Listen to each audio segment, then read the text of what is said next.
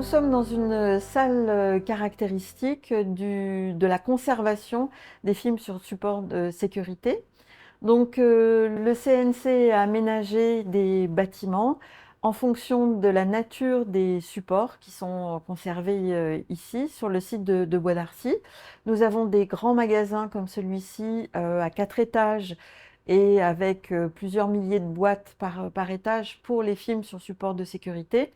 Et nous avons également des bâtiments spécifiques pour les films nitrates qui sont de plus petite contenance. Nous verrons tout à l'heure pourquoi quand nous serons dans ces espaces. Alors ici, on a mis en place un accueil des boîtes sur des étagères à l'horizontale parce que ça nous permet d'assurer la répartition du poids sur l'ensemble des spires de la bobine du film, ce qui leur permet là aussi de ne pas être abîmés.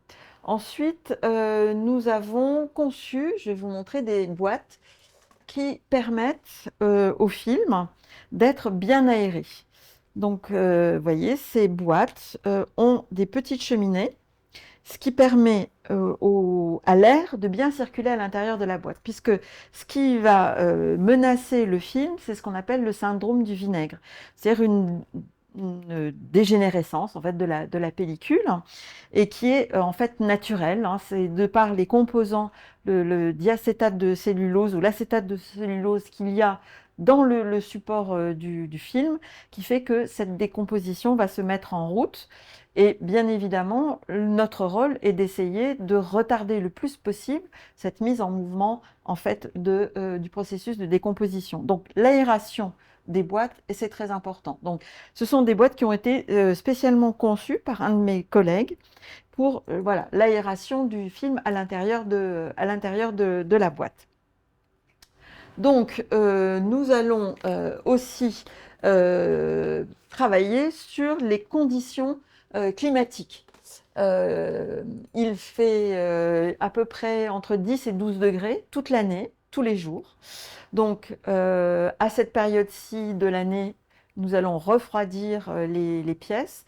Et quand il fait très froid à l'extérieur, nous allons être parfois amenés à insuffler un petit peu d'air chaud pour permettre au film de toujours être dans cette atmosphère de 10 à 12 degrés, puisque les variations de température sont aussi une des causes de dégradation du film. Donc, température constante et également hygrométrie contrôlée.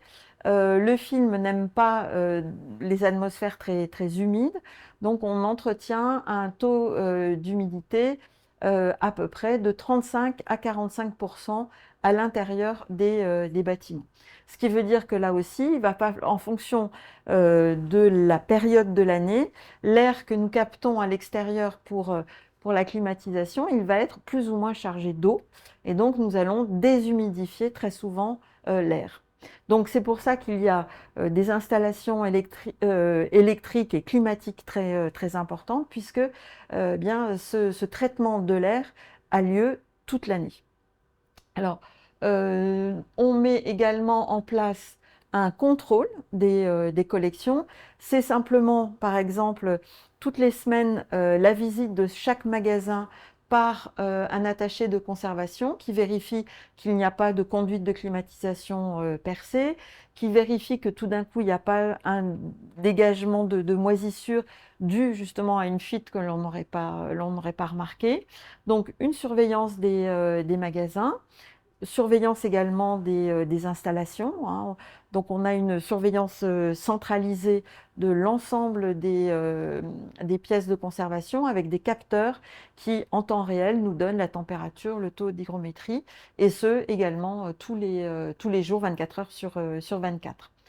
Donc cette surveillance, elle est aussi dans la pose de ce que l'on appelle des AD-strips. Ce sont des petites languettes bleues. Vous avez dû peut-être jouer avec ce genre de choses dans les cours de chimie pour voilà, quand on étudie les bases et les acides.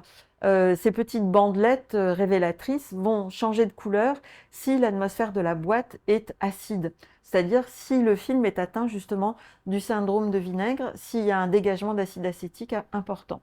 Donc, vous avez ici, par exemple, une petite boîte avec une gommette, ou derrière moi. Ça veut dire que ces boîtes ont été testées. On a posé une petite languette. Elle est restée bleue, parce que si elle était devenue verte ou jaune, on aurait déménagé de ce magasin et isolé pour éviter que le syndrome du vinaigre ne se contamine aux autres boîtes, étant donné on a remarqué une contamination sur les piles, en fait, du syndrome du vinaigre. Donc, c'est également, la conservation passe également par ce genre de surveillance, hein, de contrôle des bobines. Et puis après, il y a, quand justement ces bobines sont, par exemple, atteintes du syndrome du vinaigre, on va regarder dans la base de données s'il y a d'autres exemplaires de ce film. S'il n'y en a pas, on va mettre en place un processus de sauvegarde et après la destruction de l'élément qui est abîmé une fois que la sauvegarde a été faite. Il y a à peu près, sur le site de Bois d'Arcy et de Saint-Cyr, que le CNC occupe pour la conservation des films du patrimoine, à peu près 1 100 000, 1 200 000 boîtes. Donc, comment faire pour retrouver ces boîtes, puisque un classement par ordre alphabétique de titres, par chronologie, par nom de réalisateur n'est pas possible, puisque à chaque fois, on serait obligé de déplacer les 1 100 000 boîtes pour arriver à bien positionner la boîte. Donc, depuis 1994, le CNC a développé un système de code barre où en fait nous avons un code barre sur chacune des boîtes et également sur chacune des étagères. C'est-à-dire que notre système informatique nous permet de savoir à l'instant T exactement à quel endroit se situe une boîte. Alors, c'est important aussi parce que ça nous permet de gérer en fonction de la nature du support. Je vous ai parlé de la séparation entre les films sur support de sécurité et les films nitrates, mais aussi on ne va pas mélanger les copies et les négatifs ou les internégatifs. On va avoir des salles spéciales et donc effectivement cette gestion par code barre nous permet d'aller ranger les copies dans des salles pour des copies, les négatifs dans des salles pour les négatifs, et en général on ne va pas mettre dans le même bâtiment la copie et le négatif au cas où il y aurait un problème, tremblement de terre, incendie, inondation, que tous les éléments d'un même film se retrouvent au même endroit. Donc on va les répartir.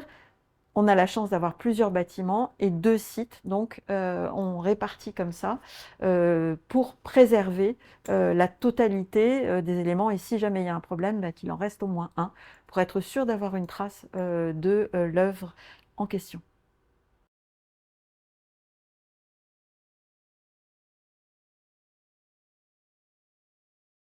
Ici, on est devant un autre type de bâtiment de conservation, puisque nous sommes devant des cellules qui nous permettent de conserver les films sur support nitrate.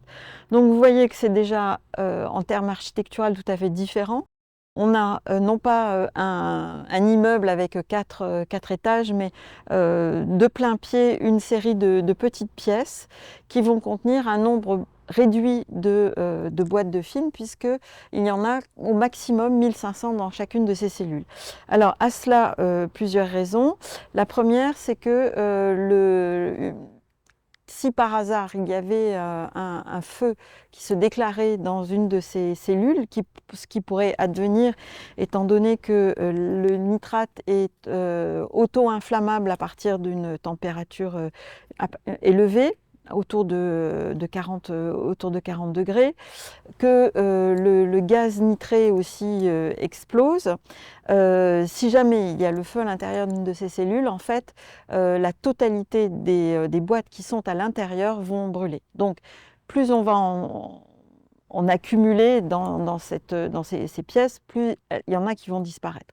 Nous sommes également limités en termes de poids dans chacune des cellules par des consignes qui nous sont données par la préfecture dans le cadre des contrôles de sécurité et de protection de l'environnement. Nous sommes ici sur un site classé et nous avons donc des consignes de sécurité vraiment très strictes puisque nous conservons une matière dangereuse qui est le nitrate de cellulose. Donc, je vous rassure malgré tout, tout est fait pour que ces bobines ne s'enflamment pas puisque les cellules sont climatisées 24 heures sur 24, 365 jours sur 365, entre 10 et 12 degrés, qu'il y a pour chacune d'entre elles une cheminée qui permet, malgré tout, en cas d'incendie, d'évacuer les gaz nitrés qui pourraient s'échapper de la combustion de ces boîtes. Alors le problème du nitrate est que c'est un feu, lorsqu'il se déclare, inextinguible. C'est-à-dire que plongé dans l'eau, dans de la neige carbonique, privé d'oxygène, la bobine va quand même brûler puisqu'elle a tout ce qu'il lui faut dans son support pour brûler, puisqu'il y a de l'oxygène dans la formule du nitrate. Donc, à part regarder brûler, malheureusement, on ne peut pas faire grand-chose, si ce n'est, par exemple, bien évidemment, arroser les cellules d'à côté pour éviter qu'elles ne montent en température. Alors, les murs, les portes sont coupe-feu pendant 2 heures, ce qui correspond à peu près à la durée voilà, qu'il faut pour arriver à maîtriser quand même les 1500 boîtes qu'il y a dans cette cellule. Donc, on est donc très contrôlé par la DRE chaque année qui fait une inspection et qui nous donne un cahier des charges annuel en fait, d'amélioration des conditions de conservation et de sécurité, étant donné que la réglementation au niveau de la sécurité, lorsqu'on conserve des matières dangereuses, évolue et devient de plus en plus drastique en fait, au fil des ans. Les installations qui ont été construites par exemple en 1969, aujourd'hui n'auraient plus le droit d'être, puisque la réglementation s'est très nettement durcie suite aux différents incidents qui ont pu avoir lieu pour du nitrate et pour d'autres matières dangereuses à travers le monde. Donc on fait vraiment très attention au respect de ces règles, et ce qui fait aussi que le site est en perpétuels travaux pour toujours améliorer en fait ces conditions de sécurité et de conservation, bien évidemment, de ces éléments précieux et anciens. Voilà, donc les conditions de sécurité font aussi que nous avons un interrupteur à l'extérieur hein, pour éviter tout court-circuit à l'intérieur de la cellule.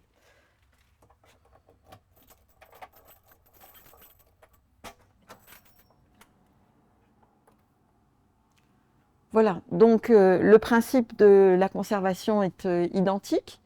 Nous sommes à plat, avec donc un nombre limité de boîtes dans chacune des cellules, température, hygrométrie, contrôlée exactement de la même façon, avec en plus, vous voyez, des capteurs rouges au plafond qui sont équipés pour détecter en fait les émanations de gaz nitré en cas d'incendie. Alors, qu'il s'agit de films nitrate.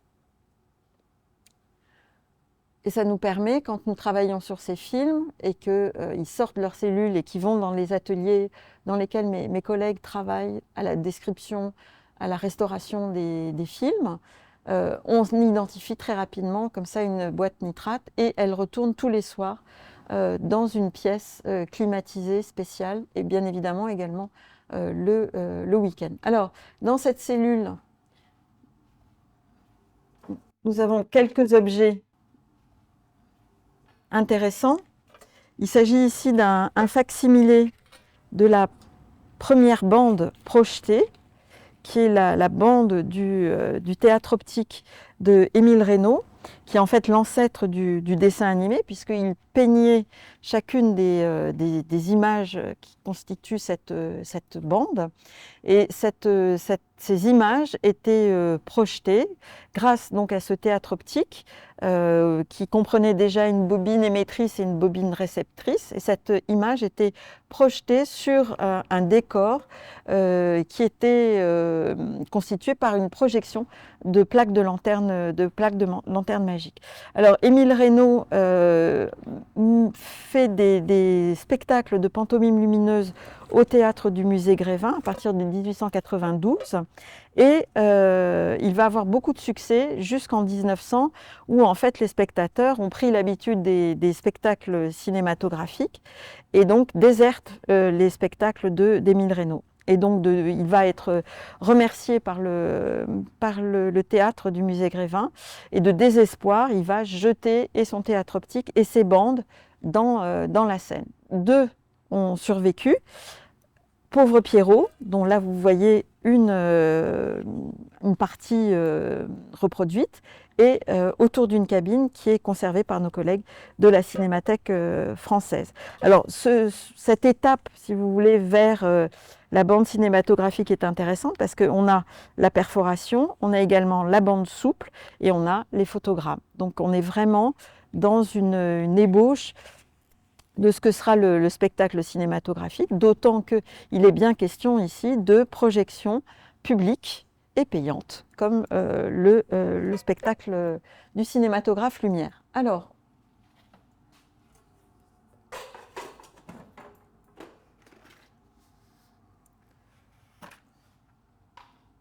voilà, comme on parle de cinématographe Lumière, eh bien voici un négatif Lumière original. Donc vous allez voir en parfait état de conservation, avec ces perforations rondes caractéristiques, hein, une de chaque côté du photogramme, et qui est vraiment la caractéristique en fait du film Lumière. Et vous voyez l'état exceptionnel de conservation de cette pellicule. Les frères Lumière étaient la société Lumière était la plus grande entreprise de photographie européenne dans les usines de Montplaisir à Lyon.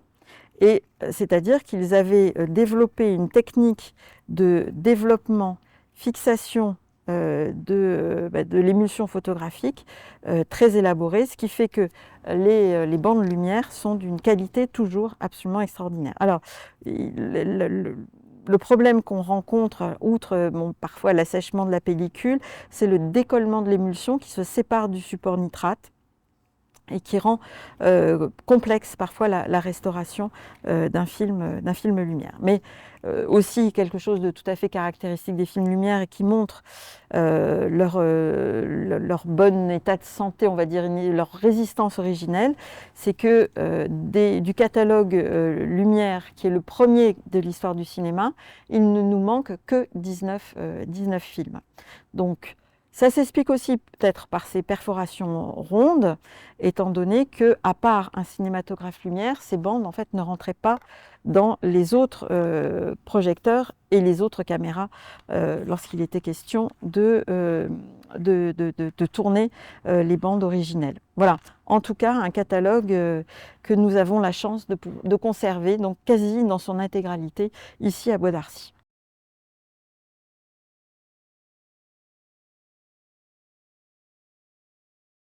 Nous sommes dans un atelier de réparation des films, puisque comme nous travaillons sur des films anciens, très souvent quand nous ouvrons les boîtes, notamment les boîtes de films en nitrate, eh bien, on se rend compte que les perforations qui sont tout le long de la pellicule peuvent être arrachées. Il y a également des problèmes sur les collures de raccord entre deux plans quand il s'agit d'un négatif ou quand une copie a été cassée, elle a été réparée avec un scotch et parfois de façon assez grossière. Donc il faut qu'on enlève toutes ces toutes ces traces d'intervention précédentes pour les rendre les plus invisibles possibles. On va réparer également une déchirure du film. Parfois aussi, bien, la bobine est en plusieurs morceaux, donc on va reconstituer une intégrité des bobines et compléter souvent le photogramme qui a été très abîmé, qu'on ne peut pas réparer, avec un petit bout de pellicule transparence ou d'amorce noire. Alors, aussi curieux que ça peut paraître, mais on utilise des instruments qu'on penserait plutôt voilà, être dans une salle de chirurgie, hein, dans un hôpital, mais c'est un peu notre hôpital ici également. Des petits scalpels, des petits cotons-tiges qui nous permettent d'appliquer soit l'alcool isopropylique, soit l'acétone quand on a des parties avec des traces de colle qu'on n'arrive pas à gratter avec ces petits outils.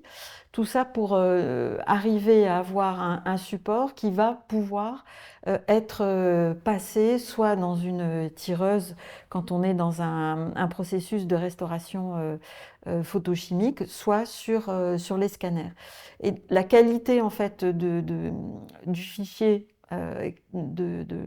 issu du scan va dépendre en fait de l'application qu'on va mettre à faire ces réparations, puisque une colure un peu trop épaisse va faire sauter le système, on risque d'avoir un décadrage. On risque aussi d'avoir une perte de points, donc on va être obligé après ça de recommencer et donc potentiellement d'user encore un petit peu plus le film. Donc toutes ces préparations sont vraiment indispensables si on veut un travail soigné, enfin s'économiser la répétition de certaines actions ou des process de restauration encore plus longs. Par exemple, une déchirure, eh bien, si elle est bien refaite en réparation, eh bien, la restauration numérique pour effacer définitivement sa trace sera beaucoup plus aisée.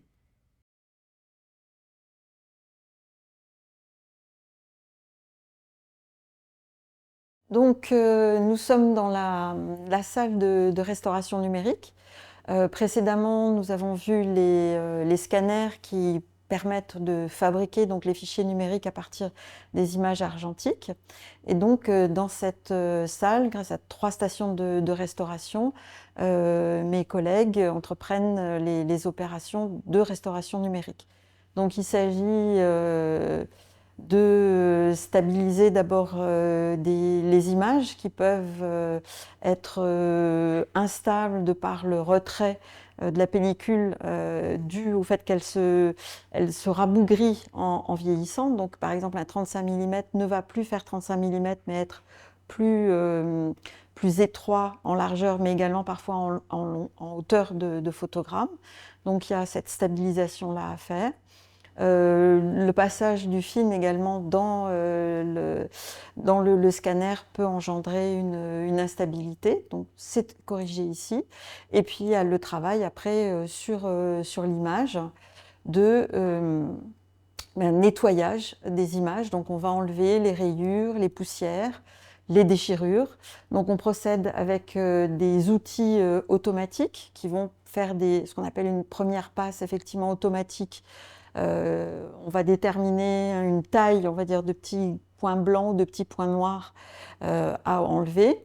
Le logiciel va, plan par plan en général, hein, on ne fait pas tellement plus, va donc exécuter cette tâche qu'il va falloir contrôler pour être sûr que les défauts qui ont été enlevés étaient bien des poussières ou des petits points noirs dont on n'a plus besoin parce que la machine ne sait pas forcément ce qu'elle doit ou pas enlever. Voilà, c'est comme ça que par exemple quand on restaure un film où il neige, si la taille des points blancs n'est pas bien spécifiée, bien le logiciel va enlever les flocons de neige, ce qui est un peu dommage. Donc on va enlever ce type de défauts.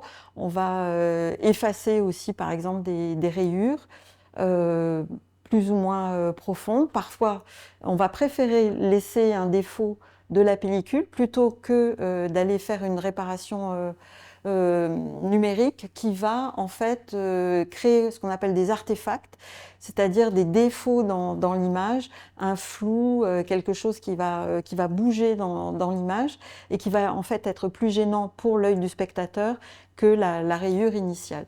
Donc ça, c'est des choix qu'il faut faire. Parfois, on fait ce qu'on appelle une dérestauration, c'est-à-dire qu'on va mettre en place un process, on va regarder ce que ça donne et on ne va pas du tout être satisfait. Donc on va faire machine arrière et voilà, essayer de trouver une autre solution qui parfois est justement ne pas restaurer, laisser le défaut apparent. Donc le problème de la restauration numérique, c'est qu'on peut faire beaucoup de choses. On peut aller très loin dans la restauration. On peut, voilà, avec des outils appropriés, mais que nous ne pratiquons pas. On peut ajouter aussi des choses dans l'image. On peut coloriser des images en noir et blanc. C'est une pratique que nous n'avons pas puisque nous essayons de restituer les objets tels que les spectateurs, au moment où le film a été fait, ont pu recevoir le film. Donc il faut faire attention voilà, à toutes ces choses pour justement restituer ces objets, être fidèle à la technique qui leur a permis d'exister et pas nous à les plaquer, par exemple des trucages ou faire des fondus numériques, alors qu'à cette époque-là, certaines caméras ne pouvaient pas faire de fondu. Donc voilà, il faut que la restauration respecte et la technique qui a été utilisée et les hommes qui se sont servis de ces appareils et restituer le film vraiment dans l'époque à laquelle il a été réalisé.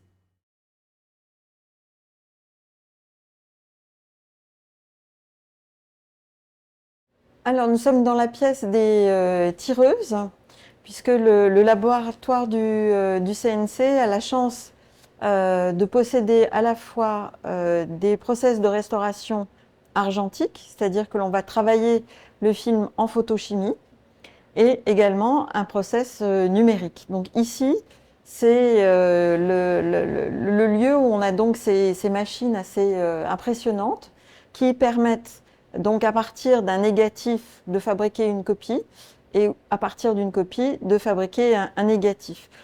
C'est en fait un très gros appareil photo qui permet à partir d'un élément donc ancien qu'on va faire passer dans un circuit déterminé qui est plutôt en haut et en bas on fait passer plutôt le négatif par exemple qui va nous permettre ici dans cette petite niche de photographier image par image l'image ancienne et de la reporter en fait sur la pellicule neuve.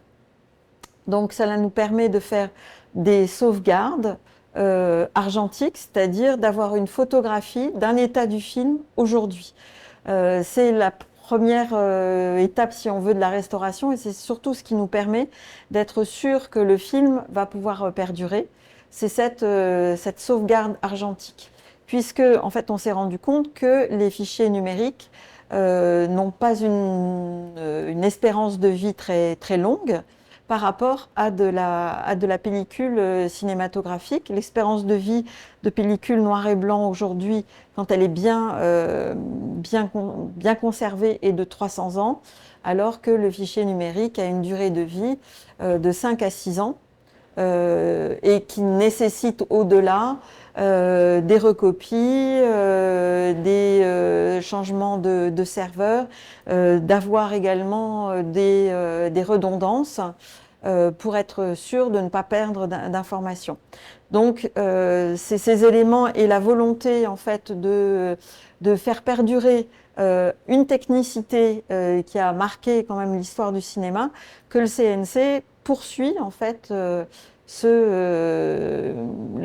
tout le travail de photochimie. Ça veut dire qu'on a une tireuse, mais qu'on a aussi des bains pour développer la pellicule qui a donc été impressionnée dans cette pièce. Alors bien évidemment, quand elle est en activité, on est dans le noir avec simplement, quand on veut manipuler, une lumière rouge, ce qui fait qu'il faut connaître quand même très très bien la machine et ce qui, vous le voyez, est quand même assez complexe aujourd'hui.